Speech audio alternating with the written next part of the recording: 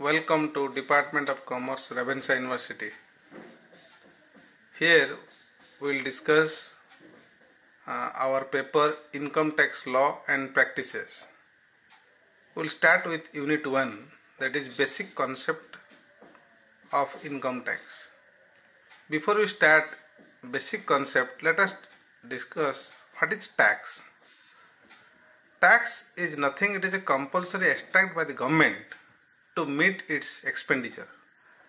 As you know, government needs huge fund to meet public expenditure. Tax is one of the major source of revenue for any government.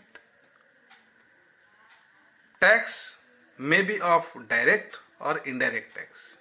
When I say direct tax, means normally tax which is imposed on the income earned by its citizens is known as direct tax. Example, direct tax, income tax is an example of direct tax.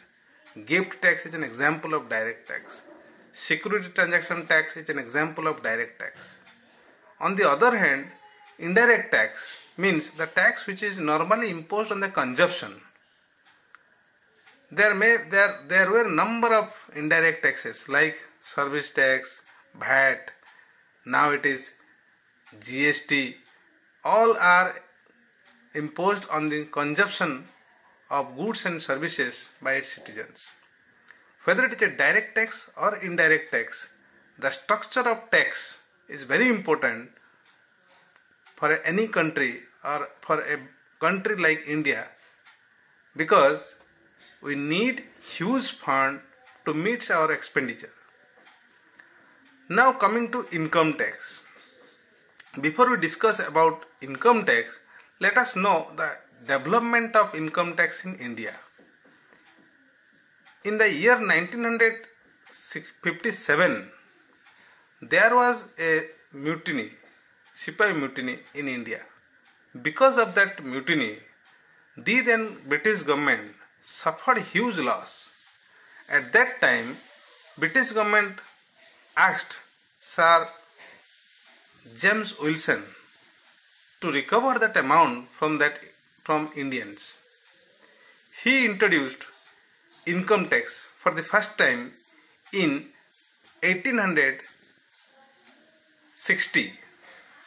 It was introduced on experiment basis for 26 years. So in the year 1886, first Income Tax Act came into force.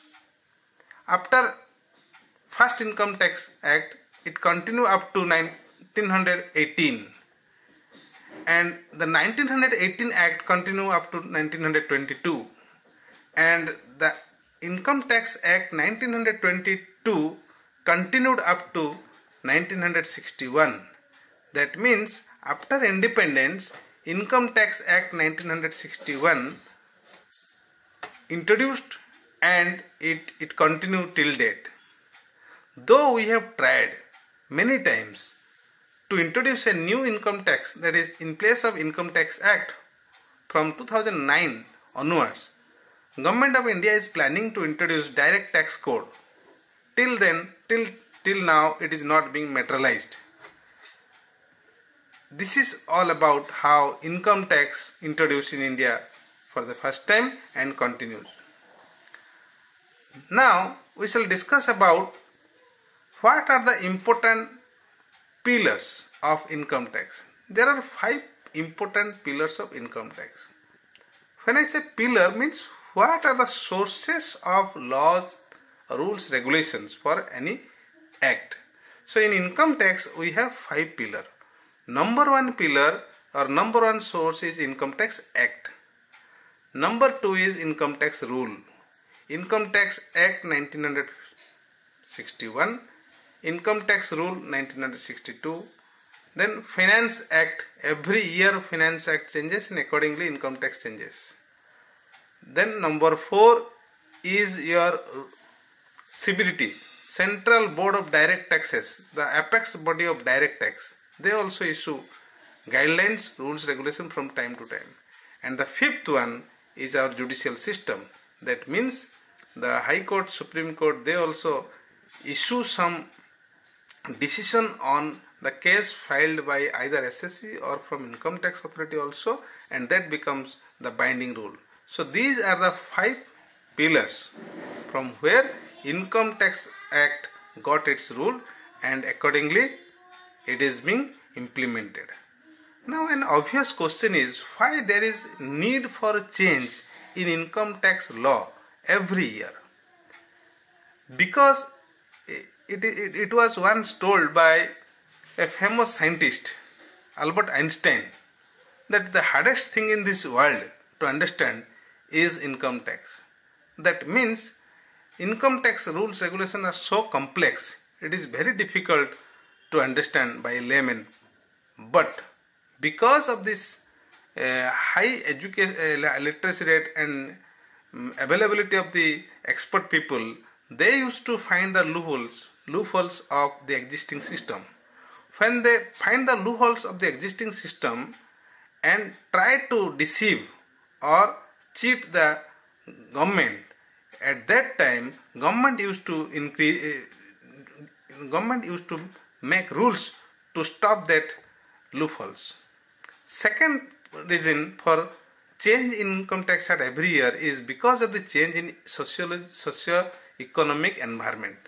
Because of the changes in the pattern of socio-economic environment, our tax structure has to be changed to cope up with the requirement of the country. Now we have to discuss what are the basic terms that are used in Income Tax Act. First term is Income Tax Act. When I say Income Tax Act, it means Income Tax Act 1961. It consists of 298 sections and thousands of subsections and paras, rules, regulations. Almost all the definitions of the terms that are used in Income Tax Act are given in section 2. There are number of terms, out of which we will discuss some important which will be used frequently. So first term is person. Section 2 subsection 31 tells that person includes individual, HUF, Hindu undivided family. Firm means partnership firm, which includes the newly incorporated LLP also, limited liability partnership firm. For corporate body means company. Fifth, AOP, association of person. Sixth, BOI, body of individuals. Seventh, artificial judicial persons. 8, local authorities. These 8 are known as person as per Income Tax Act. Now first coming to individual. Individual means you and me, like natural human being, we are individual. HUF, Hindu undivided family, it is applicable only for Hindu community, where the entire family is considered as one unit for income tax point of view, and it is also coming under Hindu law. Number 3 is your firm, partnership firm. You know, when more than one person joins in hands to do a particular business or entity, that is partnership firm. Then LLP, limited liability partnership firm, newly allowed from 2008 onwards. Then it is your corporate body, any entity which is incorporated under Companies Act is known as corporate body.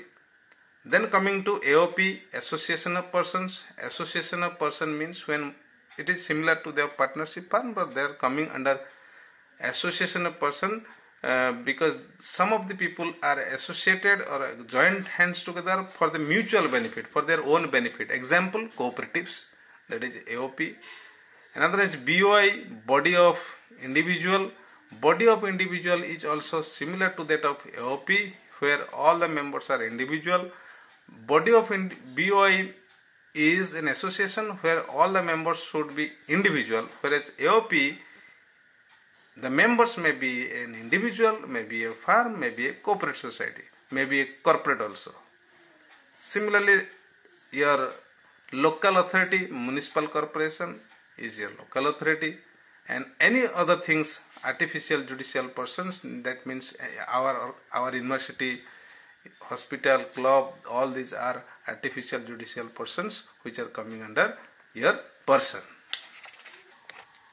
The second most important term, that is assessee. Many times we confused with person and assessee are both same. But in income tax it has been specifically defined who is an assessee. Section 2, subsection 7 explain in detail who is an assessee. In normal sense, assessee means any person, including that any person who is liable to pay some tax or dues to the government under this act, means Income Tax Act, is known as assessee. But assessee can be broadly classified into three categories. Number 1 is your ordinary assessee. Number 2 is your deemed assessee. Number 3 is your assessee in default. Let us first discuss who is an ordinary assessee. Ordinary assessee includes all those persons who is either liable to pay some tax under this act.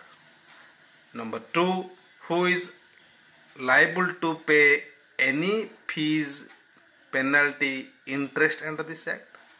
Number 3, it's a person who is eligible to get some refund from the income tax department or under this act.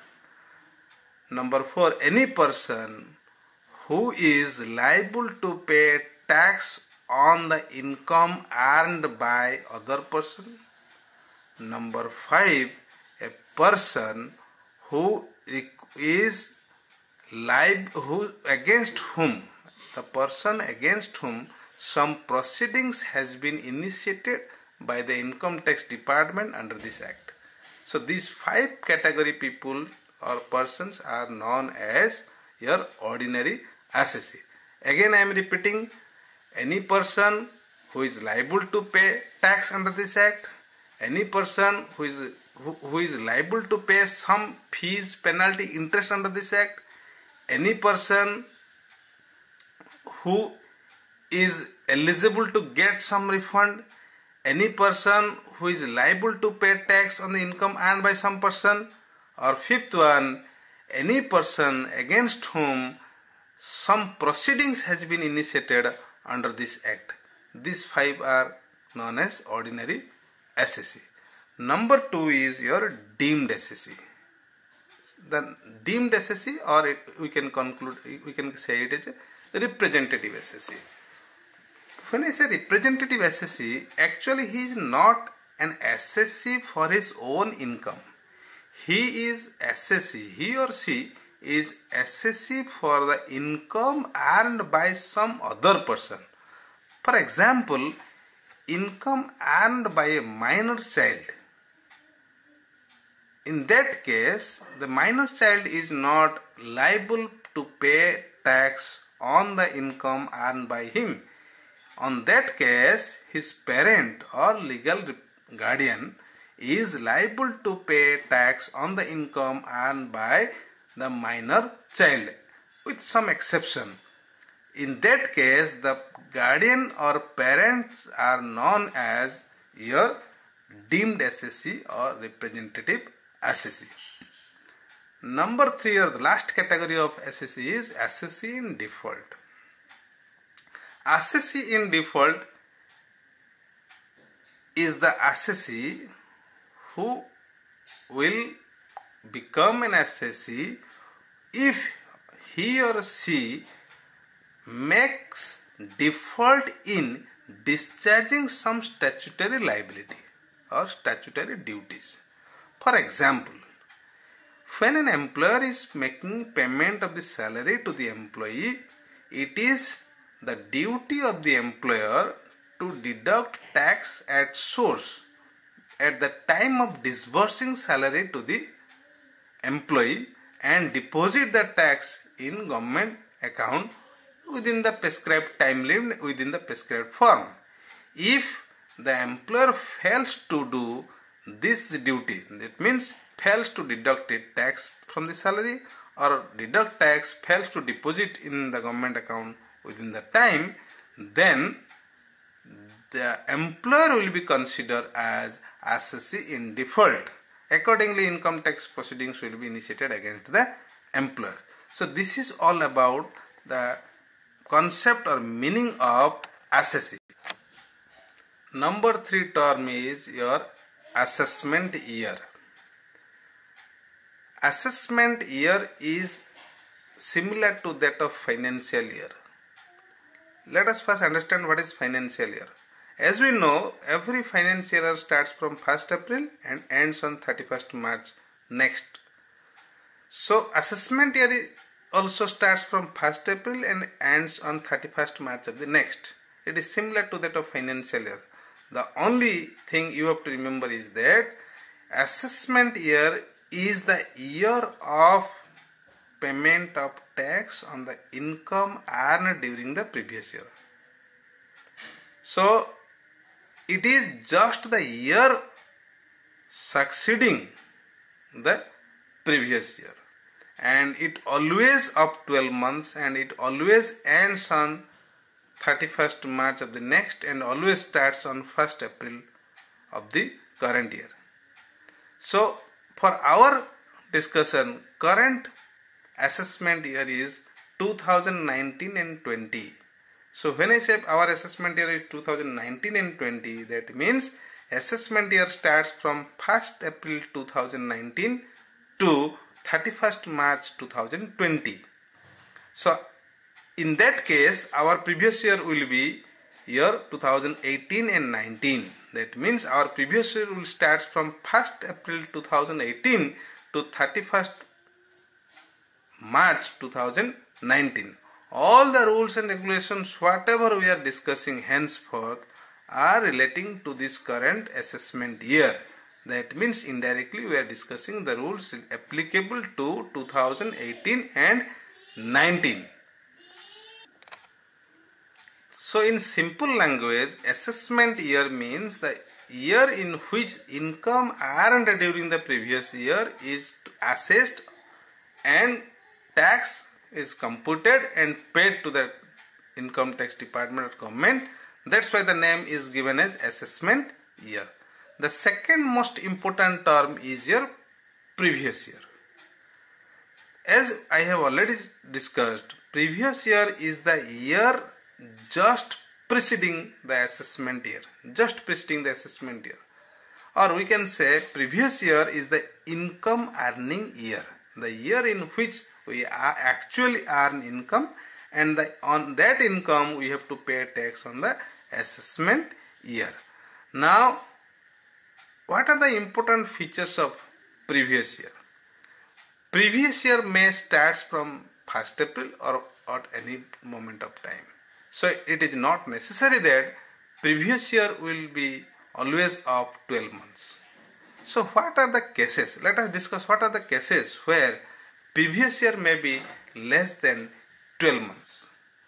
Number 1 case is in case of newly started business. Suppose you start your business from 1st August. Then your previous year will be 1st August to 31st March. Not from 1st April to 31st March. Because your income or your business starts from 1st August. So in that case, your previous year will be August, September, October, November, December, January, February, March. It is of 8 months. It is of 8 months. So there is possibility that previous year may be less than 12 months. Number 1 case. Number 2 situation in case of newly created source of income. Suppose you got a job in the month of 1st February. So in the month, you will get salary for the month of February and for the month of March, and your previous year will be of 2 months because February and March ends. So in case of newly created source of income also, your previous year will be less than 12 months. So what we understand till now, previous year is the year of income, on the income of which we have to pay tax on the coming assessment year. But there are certain exceptions to this general rule. That means the income earned during the previous year shall be taxable in the same previous year. Number one exception is shipping business of a non-resident. If any non-resident person is performing any shipping business and charging or collecting some freight or fares from an Indian or from a resident, in that case, while discharging or making payment of the freight, the income tax department will collect tax immediately at the same time without waiting for the assessment year at the rate of 7.5% on the total freight charges. So this rule is applicable only in case of your shipping business of non-resident. Number two exception is the person who is leaving India permanently or with an intention not to return back in near future.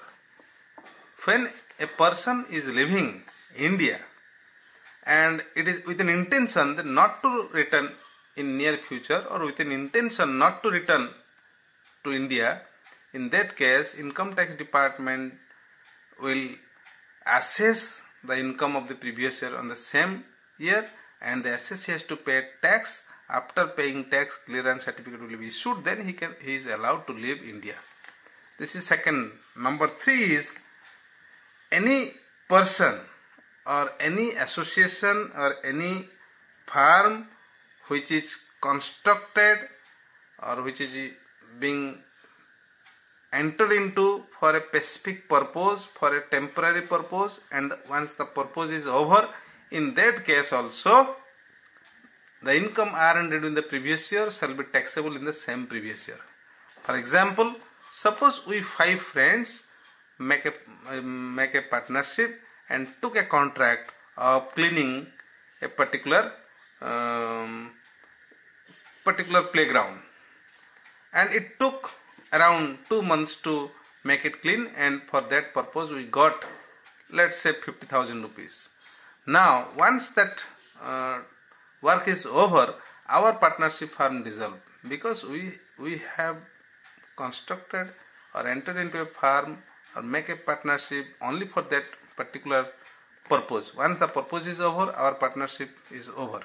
So in that case, we have to pay tax on the income earned for the temporary association immediately on the same previous year. Here there will be no assessment year. Another important term, that is income. Section 2, subsection 24. In Income Tax Act, income, the term income has not been well defined anywhere. In this section, only examples are given whether these particular items will be considered as income or not. That means, in general sense, when I say income means anything which comes into the pocket. That means income may be money or money's worth, or it may be cash, or it may be in kind. Whatever things is coming from an outsider to your own pocket, that is known as your income from general perspective. So in this section, income is given in the different examples like dividend, salary, interest, rent, your capital gain, your appreciation, your profits, your anything which is coming under the purview of this income is considered as income. So one of the most important line in this section is the definition of income is not exhaustive. It is an inclusive. What does it mean?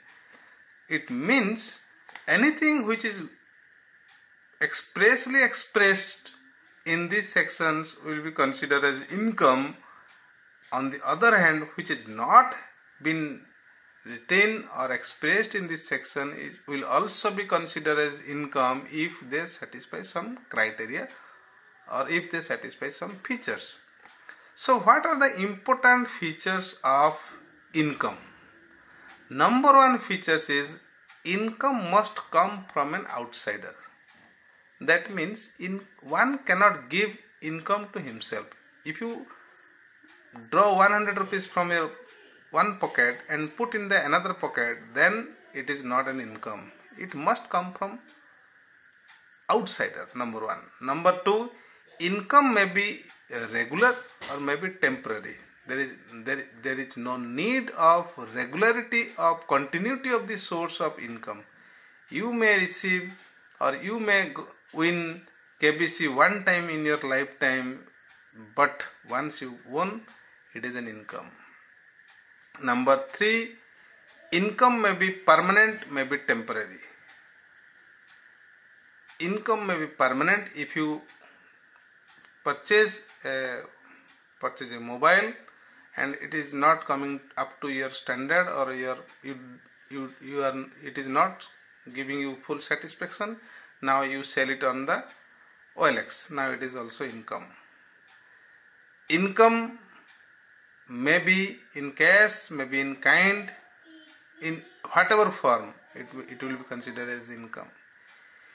Income should be in any form or in any source, but source must be there.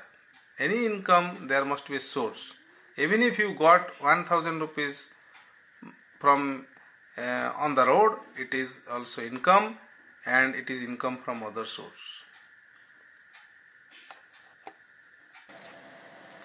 Similarly, income has nothing to do with the legality. Whether you are earning legal from a legal business or legal source or illegal source, it is income. So income tax department doesn't make any difference between a legal income or illegal income. It is income means income. Another important feature is income must be real. It cannot be a notional income or a nominal income or anticipatory income. For example, I have one building where I used to do my profession or business, and I am not required to pay any rent. In that case, I cannot consider that the rent what would have been paid is supposed to be my income. Here it is not my income, it is an anticipatory notional expenses, notional income. It is not real income. Similarly, in case of disputed source of income, suppose as income is there, but the ownership of the income or the income is deriving from a property, the ownership of the property is not till decided, it is under sub judice.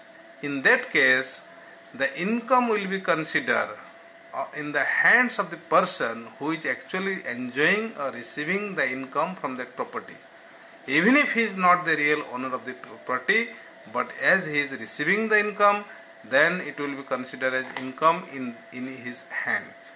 Similarly, income also includes losses. The most important, many times students used to ask us why loss is considered as an income. Yes, loss is also a negative income, because when we have income, we are supposed to pay tax.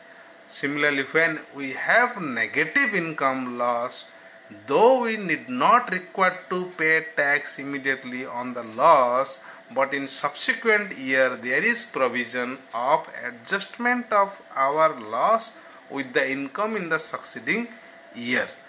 Similarly, PIN money received by the wife for personal expenses is not considered as income.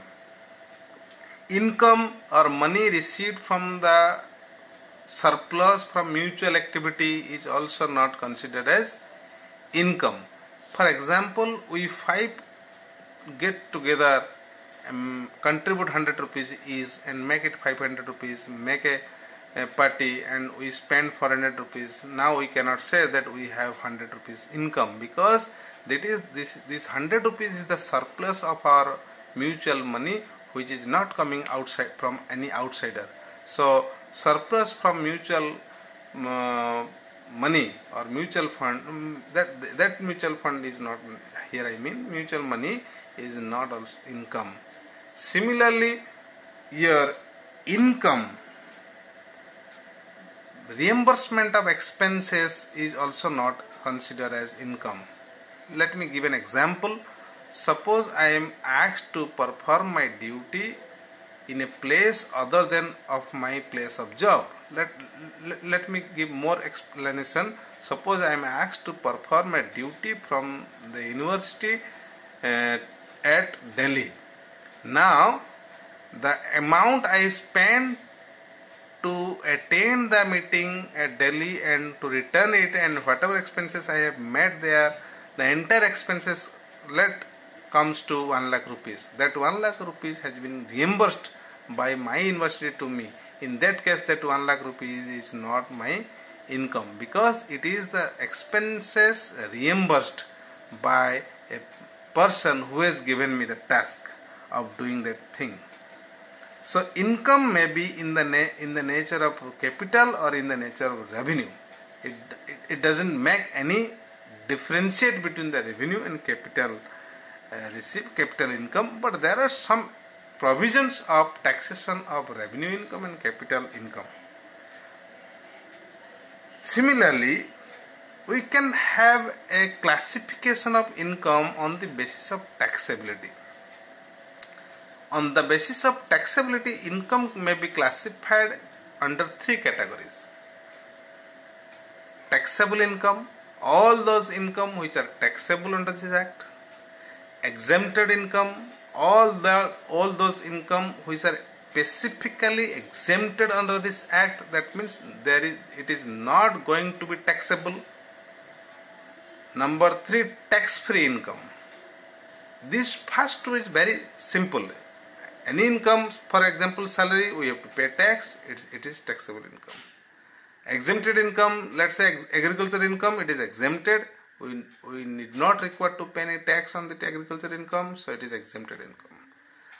Tax-free income means here we have to pay tax, but in a different sense. I can explain it with a small example. Suppose a new employer offers me a job with an additional salary, whatever I am getting today, with an additional salary of 50,000 a year. In that case, suppose previously I am paying taxes 50,000. Now because I get this 50,000 extra, I have to pay, let's say 30,000 tax extra. Now I can ask my employer that even if you are paying 50,000 income more, but actually I am getting only 20,000 more income, so I am not interested to join there. In that case, the employer may say you are not required to pay any tax on the income. The tax part will be taken care of by the employer. In that case, the entire salary without any tax deduction will be given to me. Now whatever tax comes to my total salary, that tax will be deposited by the new employer to the government.